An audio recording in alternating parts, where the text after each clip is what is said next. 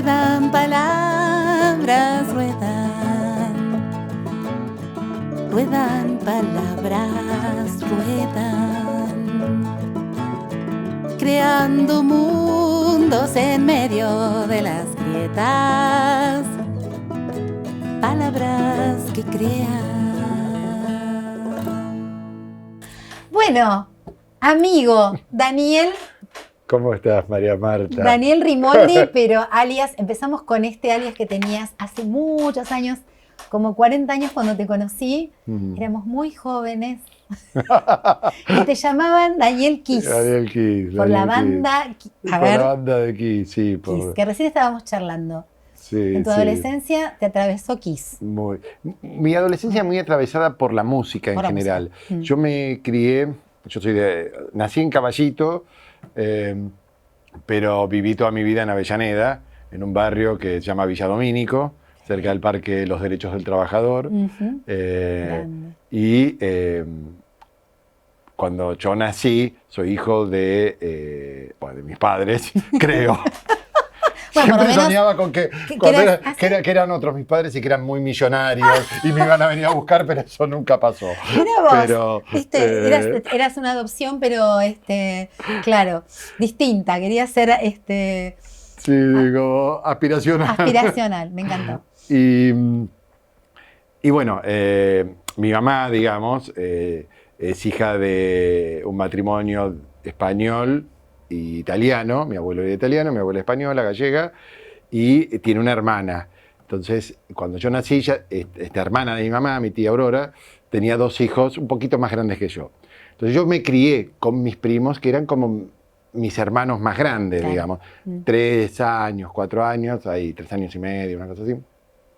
Entonces, fui viviendo etapas como adelantado. Entonces, cuando mi infancia fue en los 70, yo nací en el 66, pero mi infancia fue en los 70, con mis primos, con la casa con pileta de mis tíos, con ir al campo, con ir de vacaciones.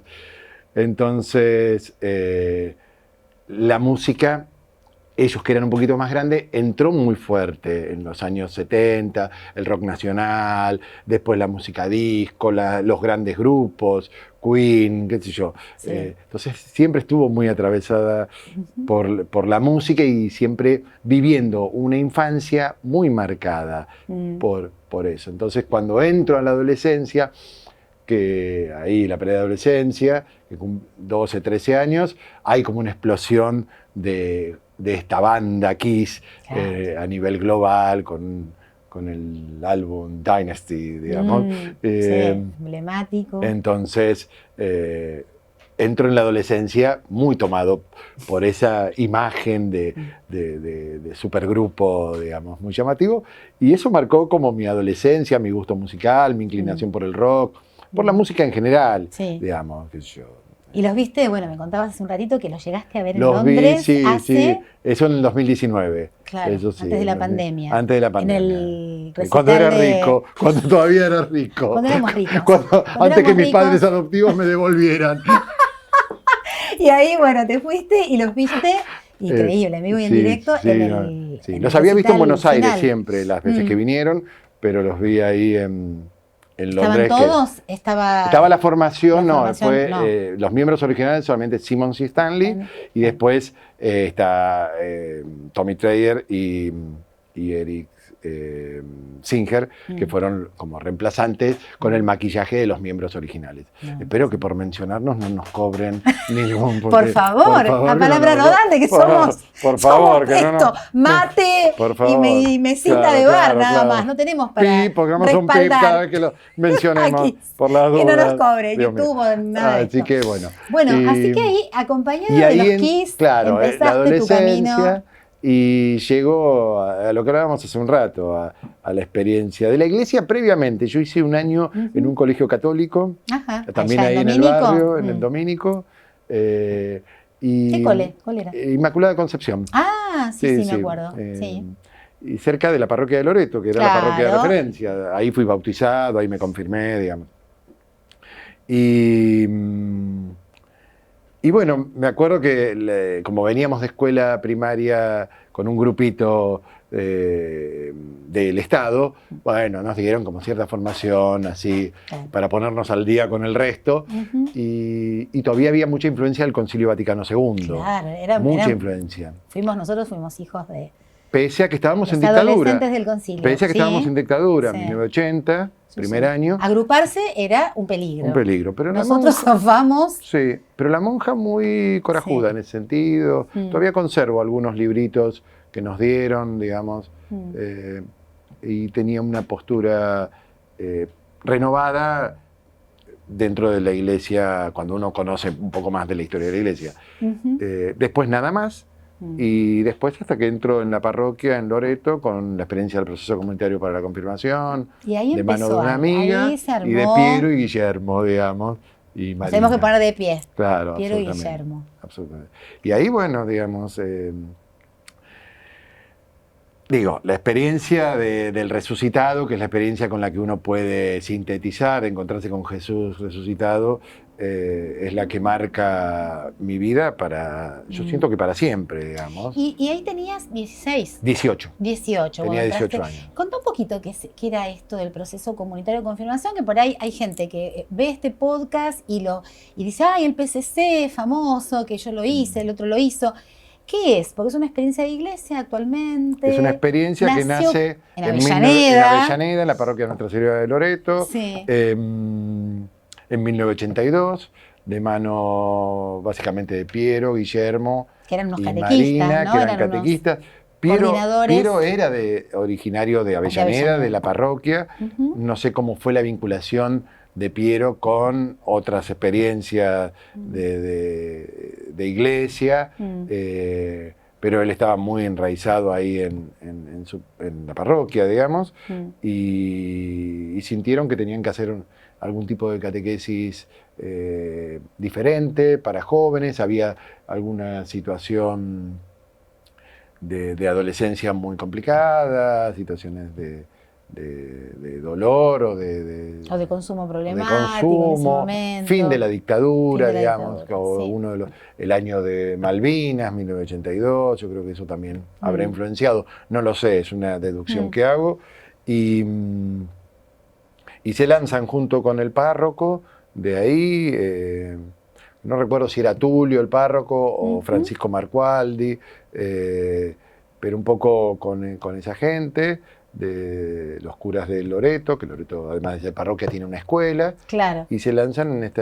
en armar esta catequesis, que lo que intenta imitar, como en un año, encuentros semanales, como el caminito que hace Jesús en el Evangelio, ¿no? Forma un grupo, la gente que era convocada forma un grupo, y ese grupo va viviendo sábado a sábado una experiencia de encuentro, de compartir, de contar historias que se relatan en los evangelios y que por ahí se intentan vincular con la realidad, y en ese caminito la gente se va conociendo y va escuchando, y algunos tienen más empatía, otros menos, algunos permanecen, otros no. Y eso va bien dirigido a adolescentes, ¿no? En principio era adolescente. Era dirigido a adolescentes. Después, como los adolescentes empiezan a tener una vivencia muy fuerte y mucho compromiso, casi inexplicable para quienes hemos encontrado a Jesús resucitado, se explica a través de eso, digamos, ahí.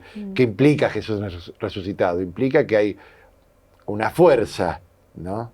Que se despierta en uno, que siempre estuvo y que siempre está, que solamente es colmada con un encuentro con la trascendencia. Justo hoy, antes de entrar, por algo que comentábamos, hablábamos de Jacob. Jacob, hijo de Isaac, hermano de Esaú, ¿no? Que el padre, el relato bíblico va a decir que la madre lo mete, era el menor de los dos gemelos, pero la madre lo mete para que sea él el quien reciba la bendición que le correspondía al primogénito. Sí. Hay ahí una negociación, el relato dice que le cambia el lugar a su hermano por un plato de comida, de lenteja, bueno. Pero más allá de ese detalle, cuando se da esta bendición, le da miedo, porque Jacob era más frágil físicamente, Esaú era más poderoso, y escapa. En ese escape,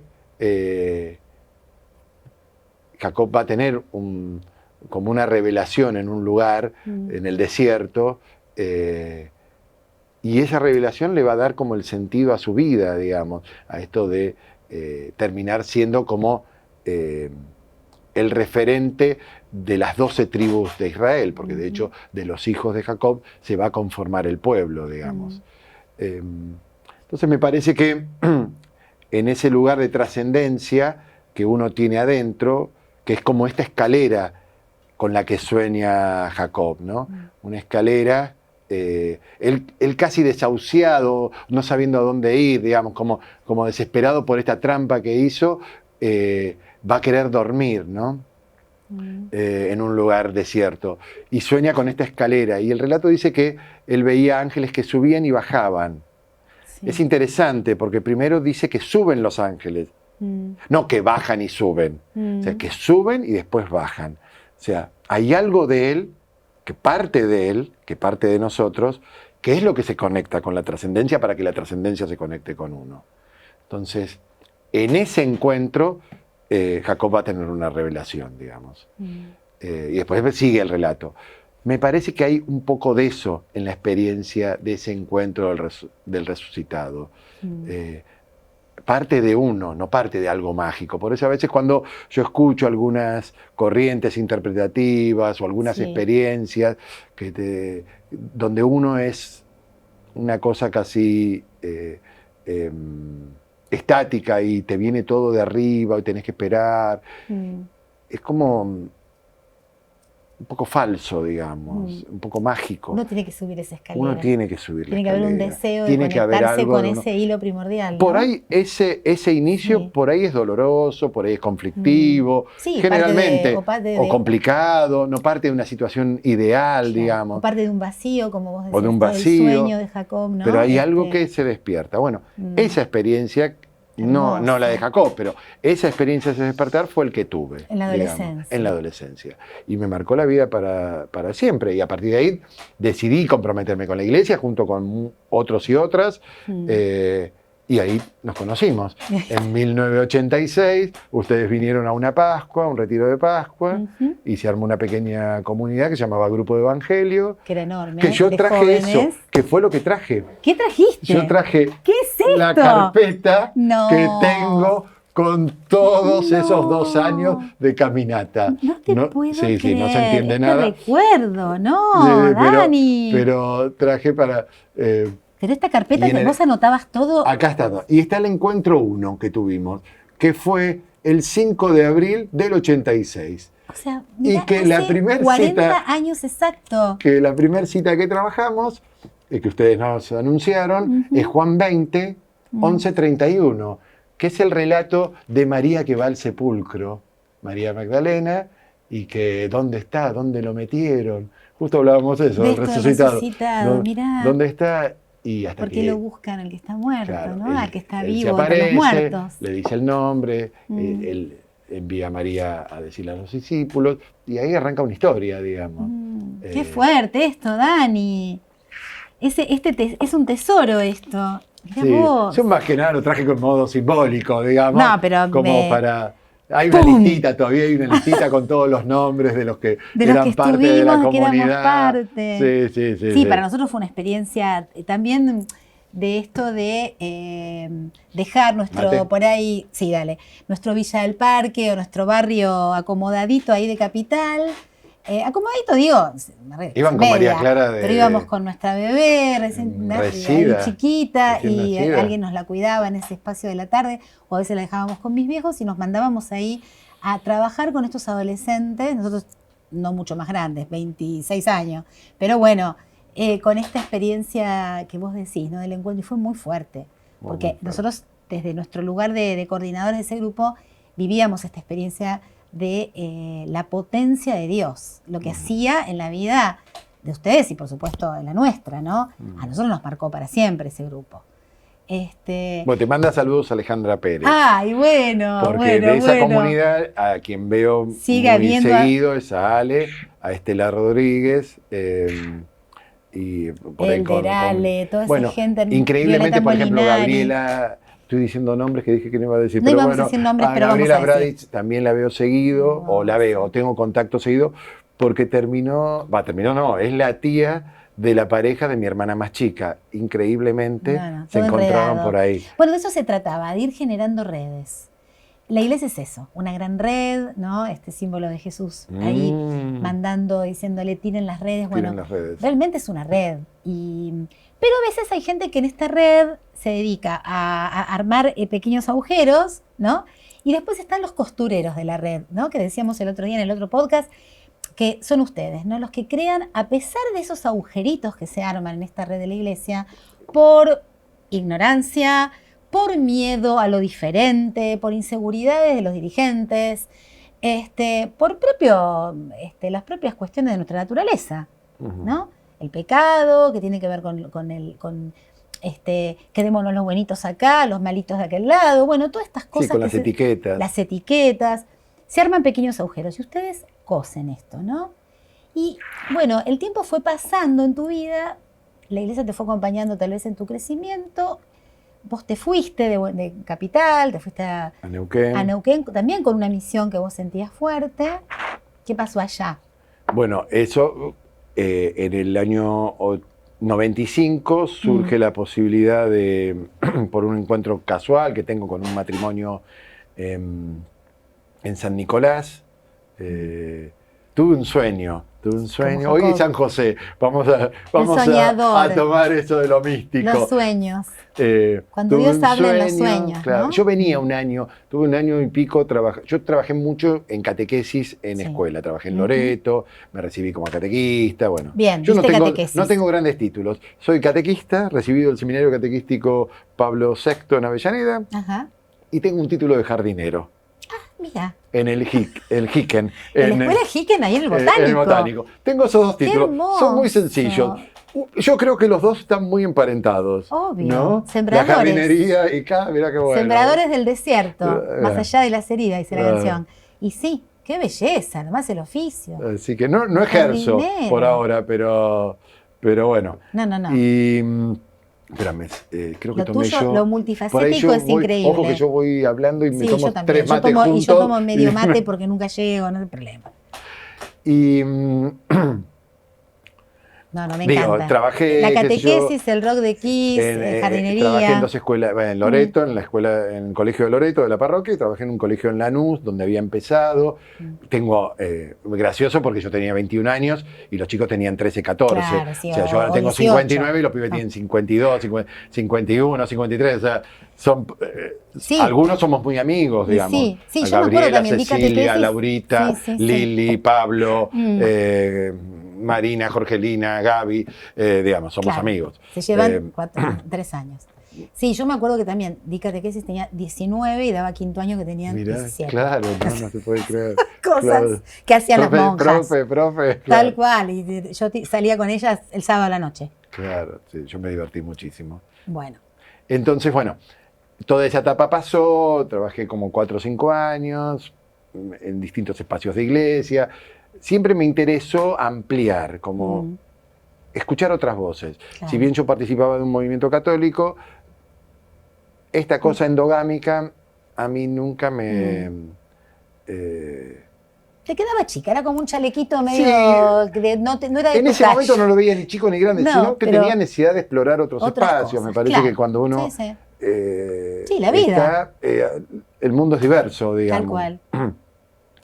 Y con todo eso... llegó a este sueño. En un momento yo trabajaba con mi papá, había estado todo un año diciendo Buenos Aires es un desastre, Buenos Aires es insoportable. Bueno, trabajaba en Vicente López, mi papá tenía un restaurante allá. Me acuerdo, en el centro asturiano de Vicente López. Sí.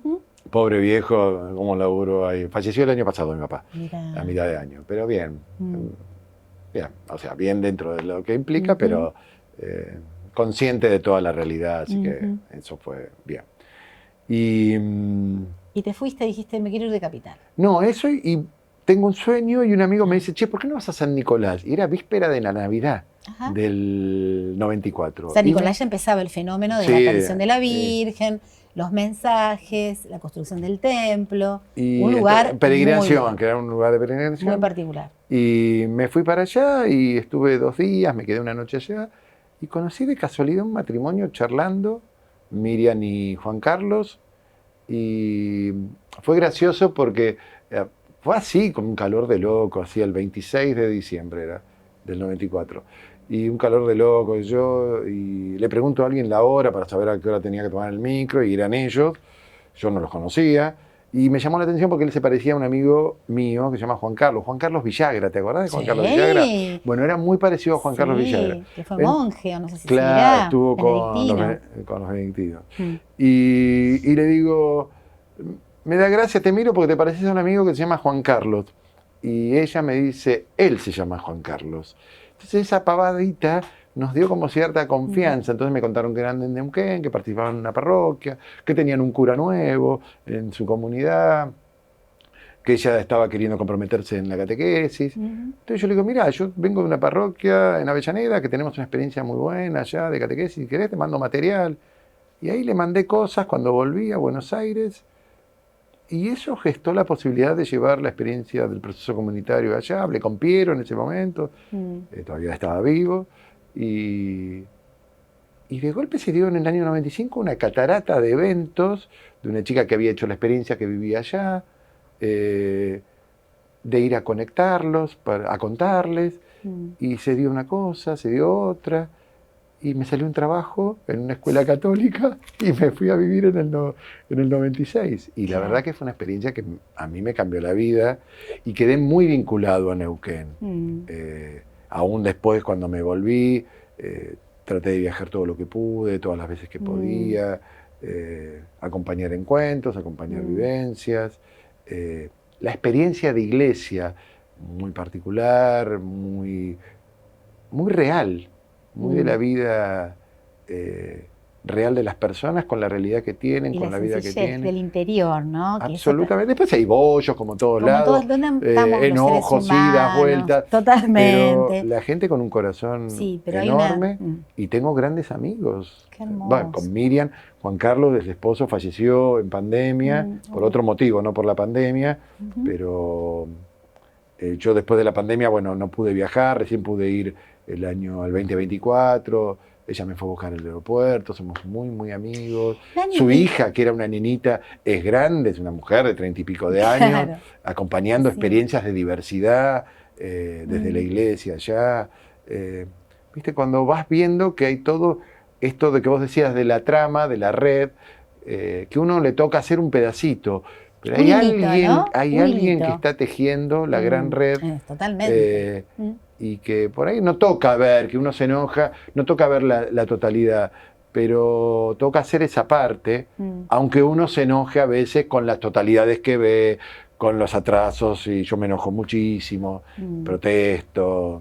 Sí, a ver, y ahora vamos a hablar de eso, pero esta alma misionera de alguna manera, ¿no? Que te impulsaba, ¿no? A ir allá, a llevar el mensaje. Mientras tanto en tu acompañar, más que llevar, acompañar. Sí, acompañar. Hacer parte de, claro, ¿no? Y la realidad es que yo me siento, cada vez que puedo ir ahora, me siento más alimentado, más nutrido, más renovado por mis amigos allá, que por lo que yo pueda aportar, que no es nada. Eso era para vos era un rumbo, un faro, el deseo estaba puesto ahí, ¿no? Como algo... como esta flecha, ¿no? Del deseo, que va, este barco que va a esa isla, zozobra de rato, se tormenta, todo, pero tiene una direccionalidad, ¿no? Un hacia dónde, ¿no? ¿Qué pasaba adentro del barco? A ver, el barco tenía un rumbo, pero adentro del barco pasan cosas. ¿Qué te pasaba por dentro en ese tiempo? Tu vida, pensabas en tener pareja, en consagrarte y ser cura, qué sé yo. Bueno, yo tuve dos años de discernimiento para la vida consagrada, 88, 89. Después algunas cosas de cierta mirada, no me cerró, digamos. No sé si habrá sido así o no, yo digo lo que yo percibí. ¿Viste? Esta cosa de ellos y nosotros, o sea, como el rol del consagrado, como una cosa de cierto rol, de que nos decían, estas cosas no las compartan, o esto no lo digan, cierta cosa de yo quiero ser del jet set, ¿viste? Que era la canción de Soda, que después con Pascual, ¿vos te acordás de Pascual de la comunidad Sí, también? me acuerdo. Bueno, con Pascual nos reíamos Estamos nombrando mucho. gente que por ahí No voy a decir los nadie apellidos, conoce, no pero importa. si lo escucha Pascual nos va a encontrar. Bueno, yo quiero ser del jet set, decíamos. Como Del que, jet set, sí, claro. una Hay un especie- jet set en la iglesia. Claro, un Perdón jet que set. lo digamos. Acá podemos, en palabras rodantes, justamente, las palabras ruedan. Con amor, con respeto, pero hay un jet set a Sí, sí. veces. Gente que siente que Tenemos tiene un jet set. una pequeña mesita de De poder, poder, y tiene una y islita. tiene la llave, y y tiene la llave. Bueno, la la dominación. iglesia es como el hospital. Yo, viste, que transité muchos Hospital hospitales. veterinario, como los Muppets, hospital veterinario. Claro, en el hospital, yo durante muchos años, 12 años, estuve en un voluntariado coordinando. Y el hospital, el que tiene la llave, tiene el poder. Vos tenés llave, aunque sea de un locker, y tenés el poder. El que no tiene llave es un desarraigado. Si te dan una llave, aunque sea de un placar en el hospital, bueno, ya sos del jet set. Porque la llave en el hospital es como en la parroquia. Si te dan la llave de la parroquia o de la sacristía. Claro. Mi marido tiene copia de la llave de la parroquia que entra por el comedor. Él es del jet set. Para el jet set. Bien, Todo el mundo dice, Fabián. ¿vos tenés Alguien lo logró. llave del comedor? Y entra por la puertita. Claro. Claro, del jet set. Por Claro. eso. Bueno, y eso me hacía un poco de ruido. Tal Después cual. hubo algunas cosas de discernimiento equivocado, digamos. Parte de mi crisis también fue porque año 1987, gobierno de Alfonsín, situación de zozobra. Como siempre. Como siempre. Cuando nos zozobramos. Sí. Bueno, Pero bueno, digamos, hubieron momentos que no Alfonsín zozobramos muy, tanto, pero no sé si puedo opinar de política, pero podés bueno. opinar de lo que quieras. Acá Yo opino. apoyé muchísimo, porque yo estaba en el secundario, terminé en el 85. 83 fue el año de se va a acabar la dictadura de militar. Fuimos los chicos alfonsinos. Y salir del colegio y hacer reclamos, ¿viste? Y apoyar a Alfonsín. Sí. Yo fui cuando estuvo el 1.000.000 de personas ahí la 9 de julio. Estaríamos atrás de todo. Estábamos pero ahí, con el obvio. uniforme del colegio, todavía el colegio del Estado, pero había que llevar un uniforme. Claro. Y digo, me parece que Alfonsín en algunas cosas avanzó, en otras cosas creo que quedó ahí. Y creo que el partido le jugó muy en contra. Y las tías de mi abuelo somos Rimoldi de apellido, eran cofundadoras del Partido Radical. Claro, Rimoldi. Todos los Rimoldi eran todos radicales. Sí. Entonces tengo cierto derecho un escribano muy famoso, Rimoldi, creo. Sí. Sí. Y, así que bueno, esa situación, 87, me costó mucho conseguir trabajo, consigo trabajo. Voy a un retiro, a un cursillo de verano, el cursillo que se hacía dentro de ese movimiento. Siento una emoción hacia la vida más dedicada, más consagrada. Siento que mi búsqueda fue genuina. Y lo primero que me dicen como parte del discernimiento era que tenía que dejar de trabajar para poder estudiar. Claro. Que tenía que hacer un profesorado. Yo tenía 21 años. No quito mi responsabilidad, pero en una situación, yo tengo mi experiencia de fe a los 18, 19 hago un año de comunidad dentro del movimiento, 20 hago, 20 años hago el segundo año, 21 voy a este retiro recién cumplido, tengo esta moción. Este movimiento no tenía la infraestructura no tenía ni noviciado, ni lugar. Seminario. Nada, no tenía nada. O sea, cada uno seguía viviendo en su casa, seguías participando de los grupos, tenías un encuentro pastoral para hacer este discernimiento una vez al mes. Creo que cada 2 o 3 meses te juntabas con otros en la misma situación y avanzabas. Yo dejo de trabajar. Claro. Empiezo a estudiar y me ofrecen también, fue el milagro de, lo digo así como graciosamente, de empezar a dar clases y tuve una experiencia muy linda, pero tenía 8 horas cátedras. Claro. Con esas 8 horas cátedras no podía ni pagar el profesorado. Claro. Entonces quedé atrapado en un sistema que era destinado al fracaso. Claro. Tuve que dejar de estudiar, obviamente, porque no podía pagar el profesorado. Claro. Y ahí entré como en una crisis con este discernimiento, con esta institución. Sí. La piloteé un año más, hasta que dije no, sumado a esto de bueno, lo que hablamos acá es el jet set, digamos. Claro. Entonces sentí que ese espacio de ese movimiento no era. Igual banqué un año más, el año 90 seguí participando, pero ya me empecé a vincular con otras experiencias, el movimiento de los focolares, trabajaba con gente de los focolares, me vinculé con otras experiencias de iglesia, me recibí en el seminario catequístico. Claro, porque la iglesia, a ver, es grande. Es muy grande. Es muy grande. Tiene esta red, tiene raigambres por todos lados, comunidades, pequeños círculos, movimientos, hay de todo. Hay de todo. Hay de todo, los gustos, donde uno se sienta feliz, donde uno se siente integrado, ¿no? Tal cual. Y no hay por qué tener que soportar chalequitos chiquititos, que por ahí a otro le van bárbaro. A otro le va bárbaro, sí. Pero a mí claro. me quedan pequeños y me agotan, o lo que decís vos, la experiencia de por ahí del dolor, de la crisis, ¿no? Sí, como de cierta frustración, porque uno confía en la gente que te acompaña, que te conduce, que son los referentes.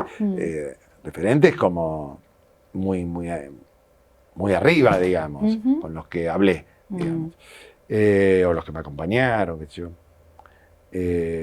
Después, algunos de ellos entran en crisis, se van y dejan incluso... Sí, como vos también, porque son humanos y entonces tienen también sus crisis, tal cual. Dejan esos lugares.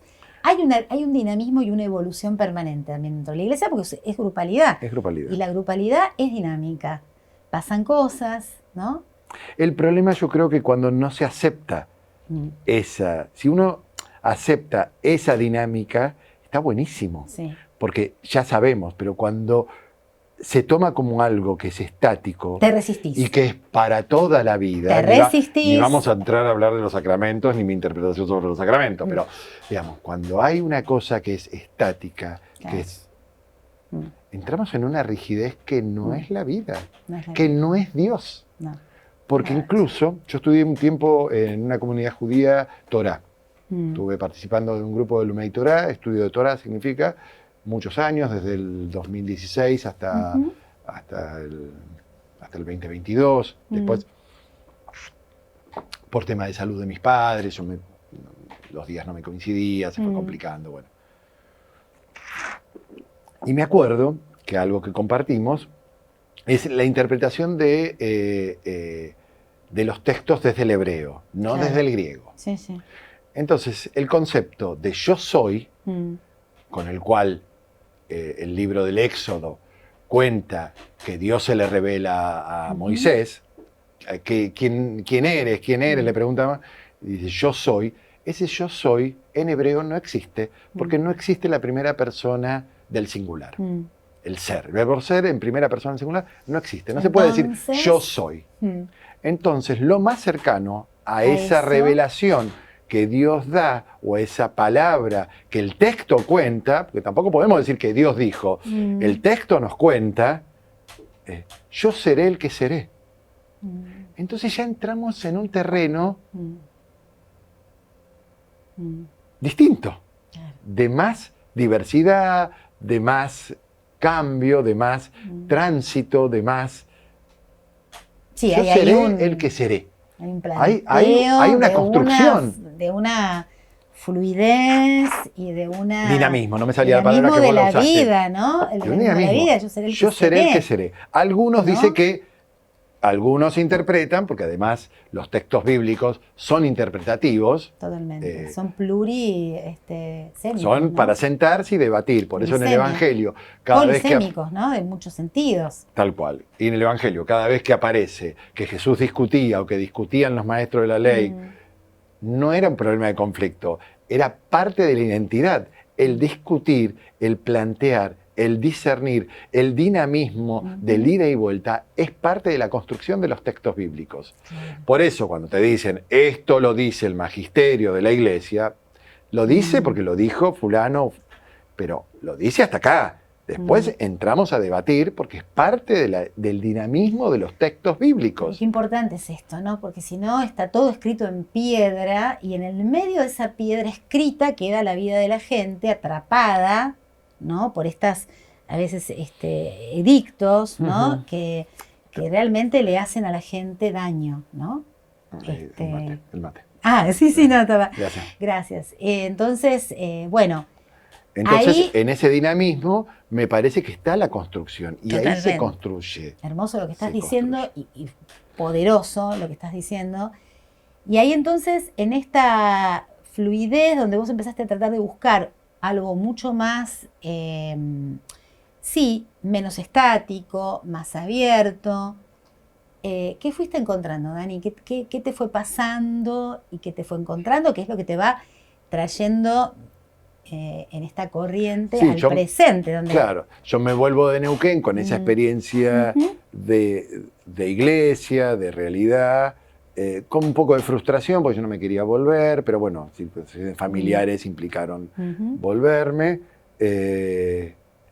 Y ahí empiezo a navegar como una búsqueda, como volver a retomar algunas búsquedas. Hago terapia, eso me ayuda muchísimo. Me planteo algunas cosas personales y en la terapia digo abiertamente que, bueno, que la verdad que yo no estaba en una relación en ese momento, que no era mi proyecto ni casarme, ni tener hijos. En un momento reavivé la búsqueda vocacional, no, tampoco era por ahí. Siento que uno no... Que me quería como navegar para adentro, ir en búsqueda. Y en toda esa búsqueda conozco a un chico que me ayudó muchísimo, que me recomendó un grupo de reflexión de gente de diversidad. Y voy ahí, con mis preguntas. También sobre mi sexualidad, sobre lo que me pasaba, sobre mis búsquedas. Sentía que buscaba una relación con un par. Sentía eso, que buscaba un par. No buscaba casarme y tener chicos, tener hijos. Buscaba una relación par. Un compañero. Un compañero de camino. Y este grupo me sorprendió porque había gente de todo tipo. De todo tipo. Fue interesante porque yo había dejado, cuando vuelvo de Neuquén, dejo de participar de este movimiento. Quedo ahí en Bavia un poco y encuentro a fines del 97 este espacio que era también una reunión semanal, los jueves. Claro. Entonces, como que un dinamismo que ya lo había vivido en el movimiento católico. Claro. De gente agnóstica, de otras tradiciones de fe, diversidad, había una chica trans. Había hombres mayores, más jóvenes, mujeres más grandes, más jóvenes, muy diverso. Y ahí empieza un camino de búsqueda y bueno, finalmente encuentro una persona con la cual establezco una relación y bueno, y arrancamos un camino que en Neuquén fue muy fácil de ser recibido. En Buenos Aires más o menos. Mirá vos, ¿no? Lo que uno dice parece al revés, una ciudad como Buenos Aires. Mis conocidos, ni hablar de entre los conocidos de iglesia. ¿Qué pasaba con ellos? Y algunos me dijeron, claro, vos elegiste quedar afuera de la iglesia. Ah, entonces me acuerdo, me acuerdo, muy duro, una persona que aprecio todavía, aunque no tengo trato. Yo le dije, sí, elegí quedarme adentro del reino. Fuerte. Así que mientras no quedemos afuera del reino, ¿viste? Después las instituciones. Pero bueno, también frente a la realidad de iglesia y frente a tener una relación y una pareja con un hombre, entré también en un modo avión, digamos, como ser... Yo nunca tuve crisis de fe, eso no me pasó, porque mi experiencia, como dije al principio, con el resucitado es inalterable. Digamos, me sentí muy acompañado, De hecho, Neuquén me acompañó muchísimo, mis Qué amigos fuerte de esto, Neuquén. ¿no? Porque a veces la gente... Y cuando algunos de entra- mis amigos, matrimonios, clásicos católicos, ¿viste? Con todo el discurso más tradicional, me dijeron, mira, por ahí no compartimos, pero a vos te queremos. Entonces, elegimos quererte, más allá de lo que... de hecho, soy padrino de su hija más chica, digamos.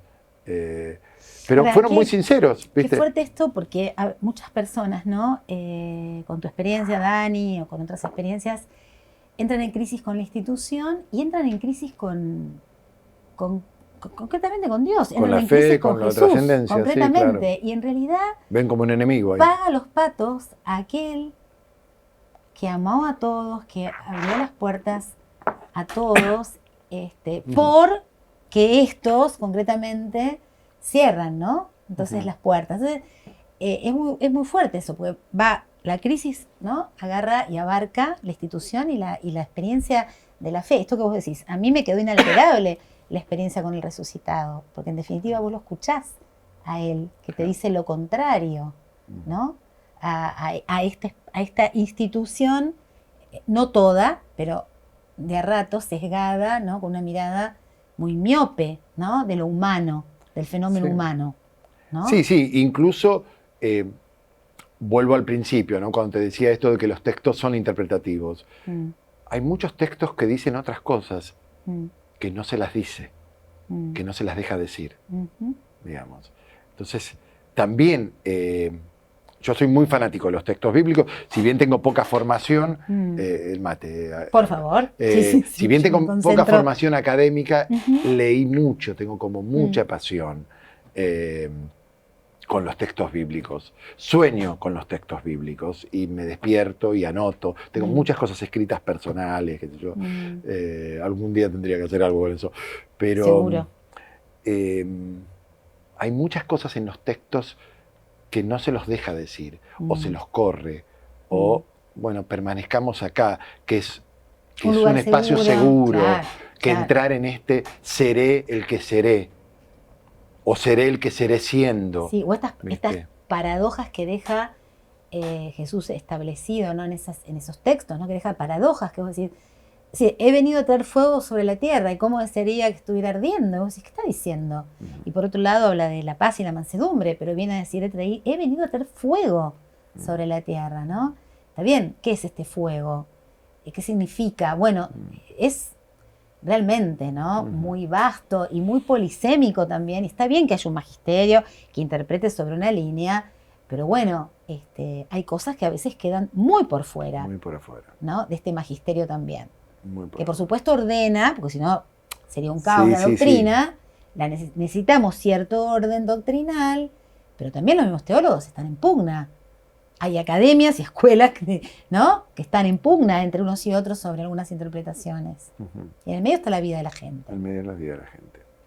Y esto que bueno, encontraste ahí en esta comunidad primera de diversidad, que no era religiosa. No, para era nada. una comunidad humana. Yo siempre digo que juego en minoría. Siempre juego en minoría. Siempre me toca. De hecho, cuando estudiaba en alguien diría, un Betel, filósofo, la micropolítica de la ternura, ¿no? Claro. Ahí, la micropolítica. Claro. Una vez, pequeño. En una charla dije, bueno, siempre me toca estar en minoría, porque yo participo de la parroquia de la Santa Cruz, en el barrio de San Cristóbal, ¿no? Un lugar heavy. Claro. Heavy, digo, en la historia de la Argentina, un lugar donde ahí se congregaban las madres de Plaza de Mayo, donde se infiltró Astiz, donde la sequestraron a las monjas francesas junto a otros familiares, Azucena Villaflor, los 12, y fueron los cuerpos que aparecieron el otro día escuchaba, no sé a quién entrevistaron, que hablaban de un documental que secuestran, los tiran vivos de los vuelos de la del muerte, avión, pero el día que tiraron, por eso hablan de como una especie de milagro, el día que tiraron a las monjas francesas, a Azucena, a Esther Balestino de Careaga, sí. y no sé qué otra persona aparece también, hubo sudestada, hubo Sí, un cambio hubo de viento. marea alta y trajo Entonces los cuerpos volvieron a la costa muy fuerte. y aparecen en Santa Teresita, donde yo iba a vacacionar. Yo tengo un recuerdo de niño, porque creo que fue verano del 77 o del 78 me parece. Me acuerdo que algo pasó en la playa, hubo todo un revuelo. un revuelo. Tengo esa imagen, ¿no? Las devolvió el mar, los cuerpos que devolvió el Quedan mar. enterrados como NN en General Lavalle, y el equipo de antropología forense, en el 2005-2006 los identifica, sí. y parte de los restos están enterrados en el solar que tiene la parroquia de la Santa Cruz. Sí, yo tengo fotos de ese árbol donde están los restos de Azucena. Entonces, y de ellos. muy fuerte, porque dice. Y algo que dicen del documental, comentaron cuando hablaban del documental, que el forense que hizo la autopsia en ese momento, sí, de los huesos, que el tipo era de la policía o de la fuerza, no sé, como por ahí digo algún error, pero que extrañamente muere después, se llamaba de apellido Dios. Yo no lo sabía. Qué fuerte. Y él, en su ¿no? informe, dice que las fracturas que aparecen en los cuerpos son como de un golpe muy fuerte, como de una caída libre. Por eso deducen que fueron también tiradas desde los aviones. Sí. Y los cuerpos volvieron. Volvieron, y hay una historia hermosa. Y están ahí en la parroquia de Santa Cruz. Están en la parroquia de Monseñor Novak. Yo me acuerdo que me reuní con él en el 85 y él me contó personalmente que le había pedido perdón en nombre de la Argentina a la madre de una de ellas, de las monjas, ¿no? La contuvo en ese momento tremendo. Y creo que fue cuando descubrieron que eran ellas, y él le pidió perdón en nombre de la Iglesia y de la Argentina, ¿no? Qué historias. Bueno, ahora, ¿no? Estamos ahí a los albores, a 2 días de cumplir los 50 años de la conmemoración de este golpe nefasto. Un golpe, realmente fue un golpe en los cuerpos, del país, en los cuerpos nuestros, en los cuerpos de las comunidades, gracias, Dani, de los grupos, ¿no? De la grupalidad en ese momento. Pero bueno, actualmente, Dani, el recorrido de la diversidad, ¿por dónde te lleva? ¿Dónde estás ahora? Bien. Recorriendo qué espacio, manteniendo esta experiencia del resucitado, esta alma misionera que tenés, que todo el tiempo te invita a hacer cosas con otros, a reunir, a dar testimonio. ¿A dónde te llevó y a dónde estás ahora? Bueno, yo participo de la parroquia de la Santa Cruz en una comunidad eclesial de base desde el año 2014. Primero en una que era como satélite de la parroquia, y después a partir del 2016 una vinculada a la parroquia, y participo en algunas actividades generales, digamos.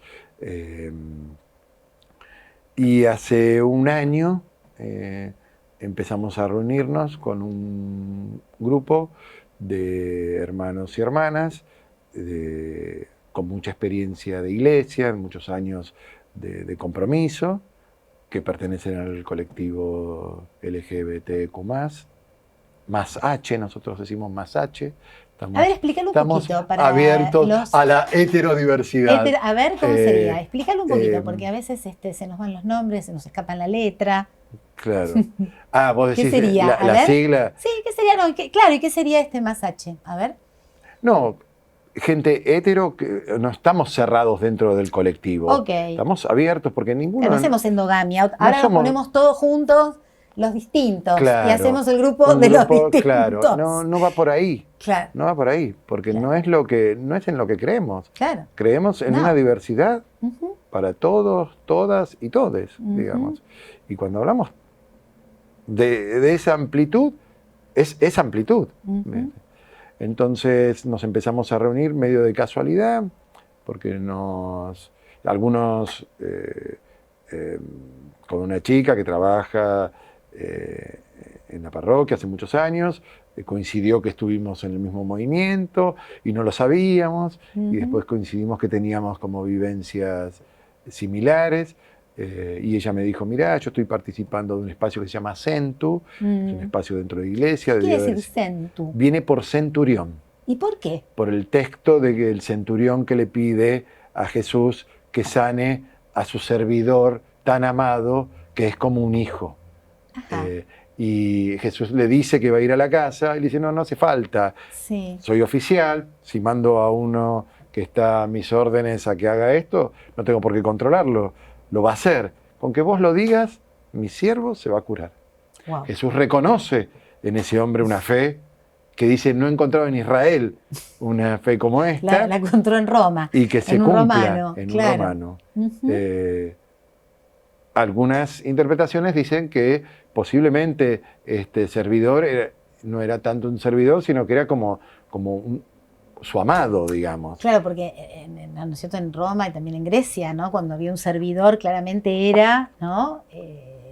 Tenía como se una ve, función. Se ve en Ben-Hur muy bien eso. Sí. En Ben-Hur se ve. Sí. La película de Hollywood para sí, los jóvenes. La fui a ver al cine de mi barrio, donde todos los chicos zapateábamos cuando entraban los carros. Y el dueño del cine cortaba el cine parque. En Villa del Parque decía, bueno, basta, corto la película. Apagaba, prendía las luces del cine y decía, si se portan mal... Comunicado, se acabó. Uno. Y después volvía la película y nos teníamos que portar todos bien. Sí. Entonces en Ben-Hur aparece... Claro, esta imagen, porque digamos, debe aparecer en muchos lados y hay mucho escrito sobre eso. Sí. Pero toman, yo participé el año pasado de Centu. Y le dicen Centu, los amigos de la comunidad del Centu. Tienen un Instagram, pueden seguirlos. Nace dentro del ámbito de la Iglesia Católica, pero tiene diversidad de experiencias, de tradiciones y de espiritualidades. Y tiene talleres abiertos, es muy interesante. Si a alguien le interesa, pueden buscarlo en Instagram. Es un espacio muy interesante. Bueno, Ro me invita, esta chica me invita y vamos a un encuentro y me dice, mira, hay otros chicos que yo conozco. Yo digo chicos porque tengo 59 años, pero somos todos grandes. Somos todos grandes, pero bueno. Hace mucho que somos jóvenes. Hace mucho que somos jóvenes. Muchísimo, claro. Y bueno, coincidimos en un encuentro de Centu y después dijeron, ¿por qué no nos encontramos nosotros? Y nos empezamos a reunir. Nos reunimos en Santa Cruz por una cuestión de que es cerca para todos, que es un espacio conocido, es un espacio abierto, es un espacio muy amigable, muy protegido y de iglesia. Muy acogedor, muy de recibir, muy de escucha. Por más que tenga diferencias a veces con la pastoralidad. Bueno, la vamos a tener siempre. Siempre hay algo como para... uno de los viejos de los Muppets. ¿Viste que estaban los allá viejos que siempre criticaban? Chinchudos, a grita, vinagrado, como decía el Papa Francisco. No te pongas en viejo vinagrado. No. Pero bueno, siempre uno piensa que se pueden hacer las cosas mejor. Si las haría yo, las haría distinta. Modificaría cosas. Opinar, para bueno, abrir debatir puertas. Y abrir. Me gustaría Pero dentro de la experiencia de iglesia es un espacio, la verdad, fantástico. Santa Cruz, de mucha diversidad, de mucha gente, de muchas áreas, de mucha recepción, de gente muy querida, muy amada, así que... Y bueno, nos empezamos a reunir, una pequeña comunidad, se llama Oramos Juntes, con signo de pregunta. Oramos Juntes. Como todos venimos de una experiencia o la mayoría venimos de una experiencia de comunidades de oración. Entonces nos encontramos, charlamos, compartimos la palabra, compartimos la vida, le preguntamos a Jesús por dónde quiere, qué quiere que hagamos, por dónde vamos, y bueno, se sumó un cura que viene de otra diócesis a participar. El otro día le dijimos que bueno, que ahí él no está como cura, él está como alguien más, como parte de este más. Más los que vengan. Más los que vengan. Más los que vengan. Así que estamos pensando en hacer algunos encuentros abiertos, digamos, para invitar a otros y a otras. Invítennos. Y bueno. Aparte de conociéndote y viendo toda la proyección que vos tenés en lo que armás, que tirás una semilla Y este alma de jardinero, Bueno, esto la realidad es que en Neuquén, 30 años después, la experiencia del proceso comunitario sigue. Por eso digo, Por ahí no en la misma parroquia, en otra. pero Algunos la vinculados a semilla, este movimiento, otros no vinculados al movimiento. pero la semilla creció, se hizo, y vos, me parece que esto va, seguimos la línea, esto va a tener como una proyección más grande, pero no porque, me encanta esto, Dani, me parece que sos un tipo, te conozco y a la vez, por lo que vas compartiendo también, que siembra y no se queda como atascado en eso. Esto es mío, mi quintita, mi baldosa, mi territorio, entonces esto, si yo no estoy... No, vos largás y la cosa va rodando. No creo en eso. No, claro que no. Porque además, si uno se queda, me quedo agarrado a otras cosas que tengo que trabajar. Cada uno tiene que... sabe en qué agarre está. En qué agarre está, pero bueno. Pero en esto haces rodar esto. Es agotador tratar de poseer algo. Y más algo que esto, no es nuestro. Más algo esto que no es tiene, nuestro. claro, que tiene que ver con la espiritualidad de la gente. No es nuestro. Y con el control. Recibimos gratis. Ahí está, ¿no? El control. Vos dejás que... Una cosa es pastorear, ¿no? Como acompañar, ir a buscar la oveja perdida, ir a sanar una herida. Y otra cosa es controlar, ¿no? Vigilar y controlar. Que eso la iglesia a la institución a veces pierde vida porque quiere controlar y vigilar, ¿no? Y me parece que ahí está una de las grandes patas que nos metemos como institución. Queremos controlar, vigilar qué hace el otro, cómo lo hace. Creo que gracias a Francisco, me parece que esto, ¿no?, fue cediendo mucho, ¿no? Y entonces estamos ahora con una generación también de sacerdotes, líderes religiosos dentro de la Iglesia Católica, mucho más, menos, no más, sino menos controladores. Menos controladores. ¿No? Pero ese es el gran peligro. Tenemos miedo y controlamos. A ver estos, ¿qué van a hacer? ¿No? Entonces temblamos, no vaya a hacer cosa que la iglesia se transforme en Sodoma y Gomorra. ¿Por qué? ¿Por qué habría que pasar aparte eso? si vamos al texto, el problema de Sodoma y Gomorra era...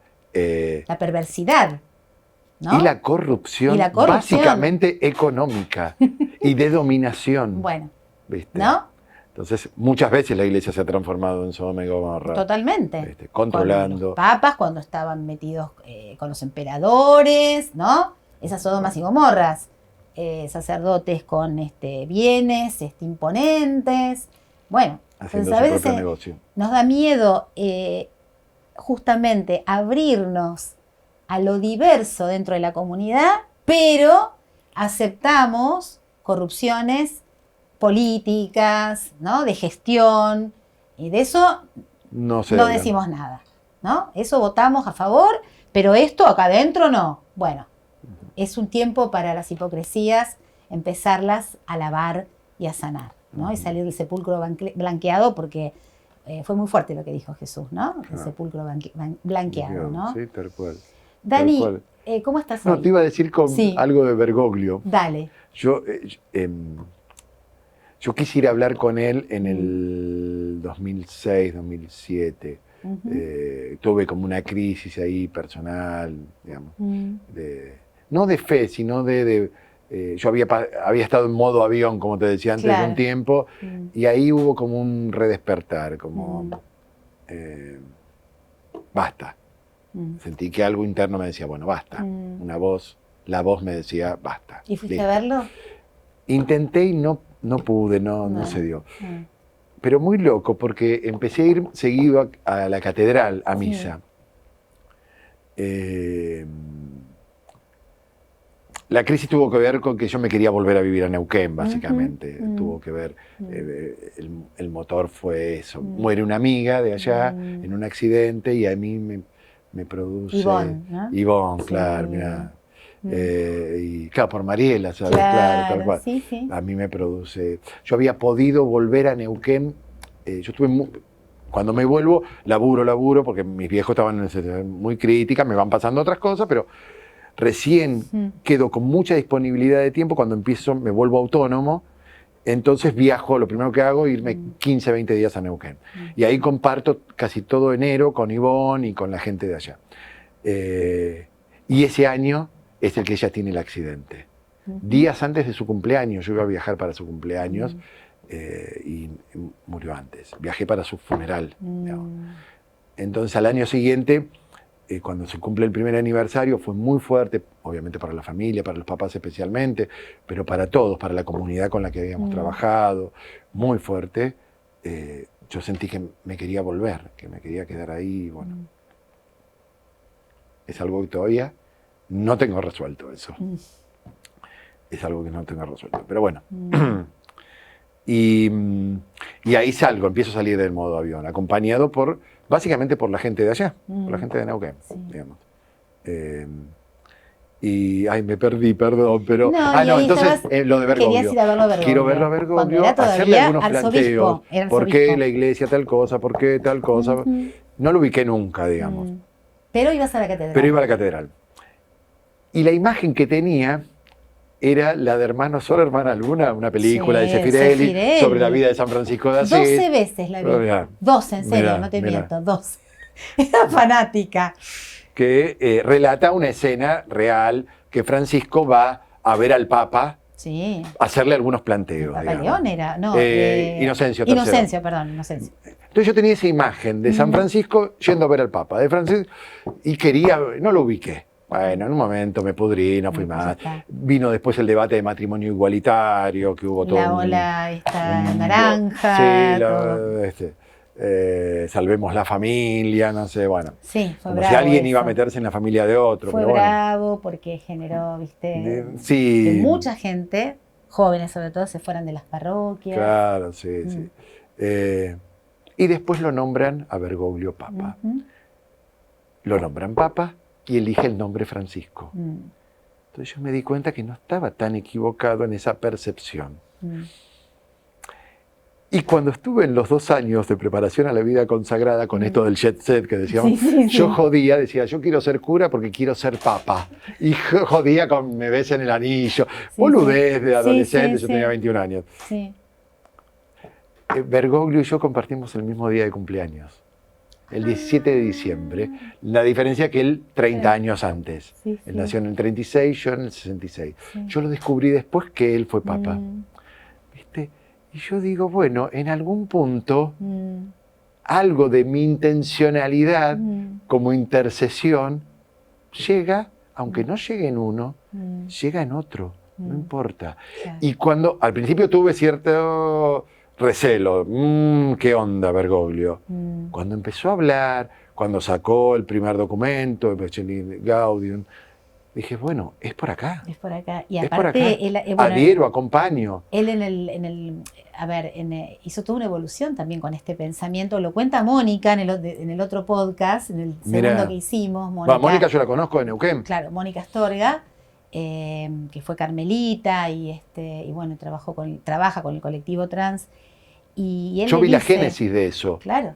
Antes que ella se haga cargo. Claro. Cuando iban a la parroquia de a Rayito de Sol, le decimos, no sé si es Lourdes, cuando empezó, creo que Romina, que va a la parroquia. Yo estuve ahí de casualidad, porque estaba con mi amigo de Neuquén y habíamos ido a buscar mercadería y nos cuenta la monja, la religiosa que trabajaba ahí, nos cuenta sobre esta situación. Claro, y bueno, y Mónica cuenta la evolución de Francisco también, que le escribía cartas y él le respondía, y cómo él también había hecho una evolución con respecto a esto, al punto que Francisco termina sus días bancando económicamente, ¿no? Toda una comunidad trans de Roma. Que en la pandemia que quedaron. Claro, que son las que le llevan la dalia, ¿no? Esa rosa blanca que él siempre tiene ahí en la tumba, ¿no? Bueno, muy fuerte. O sea, hay esto que hablamos, ¿no, Dani? Con esto vamos terminando. Este encuentro tan hermoso que se multiplicará, rodará por ahí. Esto, ¿no? Cómo ahí vemos también, ¿no? El pensamiento de la iglesia dinámico, ¿no? Sin irnos de lo que son nuestros ejes fundamentales, el evangelio, el amor, la catolicidad, bueno, sin irnos de ahí, cómo poder seguir siendo, ¿no? Como decías vos, yo seré el que seré. El que seré. Seguir siendo, no la cristalización de soy yo, es esto y punto. No, seguiré siendo, porque esa es la vida humana, ¿no? seguiré siendo. El planteo de la vida humana es esa y la eternidad es seguiré siendo. Entonces, esto, ¿no? Esta iglesia tiene que seguir siendo y tiene que seguir se interpelando y abriendo y encontrando formas y encontrando lugares y siguiendo, bueno, continuando tejiendo esta red, ¿no? Dani, yo traje un objeto más. Dale. Y yo te iba a dar otro. Acá somos muy objeteros. Sí. Mira, tenemos fuerte la palabra, objeteros, perdón. Objeteros, objetales, porque el objeto para nosotros es también una forma lúdica, tiene algo que ver con jugar, con un sentido. ¿Qué tenés ahí? Piedras. Piedritas. Sí, no me falta ninguna. A ¿Querés ver, tocarlas? ¿qué es estas piedritas? Espera. ¡Wow! Son piedras de Neuquén, de la Barda, de cuando vivía allá. Mi Patagonia. De cuando Yo vivía también allá. soy medio patagónica, del litoral, pero Mirá. de Madryn, por ahí, pero Mirá. ¡qué belleza! Bueno, Cantos rodados. son como, sí, digamos, ¿sabés? Empezamos hablando de Jacob, ¿no? Sí. Del hijo de Isaac, Los ponemos acá. del patriarca Jacob. Sí. Abraham, Isaac y Jacob. Y en este relato de que él va a ver la escalera y los ángeles que suben y bajan. En la tradición, en la Torá, en la tradición judía, el texto dice algo un poquito diferente, casi sutilmente diferente. Dice que en esta huida, cuando él se acuesta a dormir, cansado, sin saber para dónde ir, y después sueña con esta escalera, dice que él puso piedras bajo su cabeza. Pero cuando el relato termina, dice la piedra debajo de su cabeza. Se interpreta que de esto que él tenía todo revuelto, eran como esas piedras en plural, y que cuando pasa este encuentro, digamos, ahí esta revelación, aún en la angustia y en el no saber para dónde, hay una sola piedra. Y esta piedra yo la traje de Neuquén porque el día que me fui a acampar, una tarde, era una sola piedra. Que cuando la levanté, ¿ves? Se abrió, se rompió. Es una piedra rompecabezas. Pero es una piedra sola. ¡Qué maravilla! Entonces yo le digo que es la piedra de Jacob. Ay, es una cosa La piedra muy fuerte. La piedra de Jacob. Porque aparte una piedra que con este nivel de antigüedad se haya abierto y se haya convertido en varias y luego quedó una, es impresionante. No pasa esto muy a menudo. Así que, bueno, eso lo traje como para compartir algo que es de Neuquén. Ahora en esa barda, hace varios años, pusieron una cruz muy grande. Bueno, el párroco de ese lugar decidió que era un lugar de peregrinaje para la Pascua, así que muy lindo, pero bueno, es justo Dani, de ese mismo lugar. se me viene a la mente esto, ¿no? De, bueno, justamente, ¿no? Esta iglesia que tiene que seguir siendo y estas vidas nuestras que tienen que seguir siendo, tienen que ver con poder del desarme y la fragmentación hacer una piedra sola, ¿no? Volver a unir. Tenemos que volver a unir. Por eso hablábamos de los costureros de las grietas y podemos decir, ¿no? Los que arman la piedra de vuelta, ¿no? Esta roca que los constructores quisieron desechar es ahora la piedra angular. ¡Ay, qué fuerte, che! Gracias. María Marta, gracias. Esto, ¿no? Bueno, acá hay un regalito también, estamos con los objetos. El otro día encontramos esto que me pareció hermoso, un rosario de colores. Mirá qué lindo. Que podríamos decir el rosario de la diversidad. Mirá, muchísimo. Para vos. Muchísimas gracias. Y que lo hagas rodar. Muy bello. Que lo hagas rodar, que por ahí llegue a destino de alguien que lo necesita, que vos consideres, o que te lo quedes vos. Yo le digo el rosario rodante, que vaya. Muchas gracias. Por donde tenga que ir. Muchas gracias. Esta María que es otra que une piedras, ¿no? ¿Quién es la Virgen para vos, Dani? Hay un libro muy bueno, no recuerdo la autora, se llama María, una mujer de carne y hueso. Uf, qué hermoso título, no lo conozco. Sí, una autora, no recuerdo el nombre. Lo buscamos, ahora, después, lo buscamos. Todavía no lo leí todo, lo voy leyendo. Yo voy leyendo libros por fragmentos. Voy leyendo, leo, dejo, tomo. Yo creo que es una mujer muy valiente. muy valiente, que inicia en la contradicción, porque todo muy bien con el relato y con las interpretaciones de los magisterios, pero objetivamente es una mujer comprometida con un hombre que queda embarazada de no se sabe quién, siendo chica, y que corría el riesgo de que la mataran a piedrazos. Totalmente. Recomiendo La vida de Soraya, que es una película que habla y que muestra, así como La Pasión mostró en tiempo real cómo azotaban, cómo trataban los romanos a los que iban a ser ejecutados. Esta tiene una escena de lo que es apedrear a una persona. Es tremendo. Dios. Esta mujer María se expuso a eso. Se expuso a eso. Hablando de piedras, ¿no? Hablando de piedras. Pueden construir o pueden destruir, digamos. Creo eso, que es una mujer muy, muy valiente. Si después me decís de advocaciones, ¿cuál tengo cierta ternura? Medalla Milagrosa, porque viví en una parroquia llamada Medalla Milagrosa, obviamente. Cada una tiene un vestidito y distinto la Guadalupe, de María. y la Guadalupe, y la Guadalupe. La guadalupana tiene mucho puntaje. Mucho puntaje. Hermosa. Pero los creo vestiditos eso, de María. una mujer valiente que no tuvo, Totalmente. que no tuvo miedo. Bueno, Dani. Gracias, María Marta. Muchas gracias Una por alegría, invitarme. un regalo. Muchas gracias. Un regalo porque es eso, una mesita de bar donde podemos charlar de historias. Muchas gracias. Gracias, A vos, Dani. a Fabi, muchas gracias por todo lo que hicieron por nosotros. Gracias.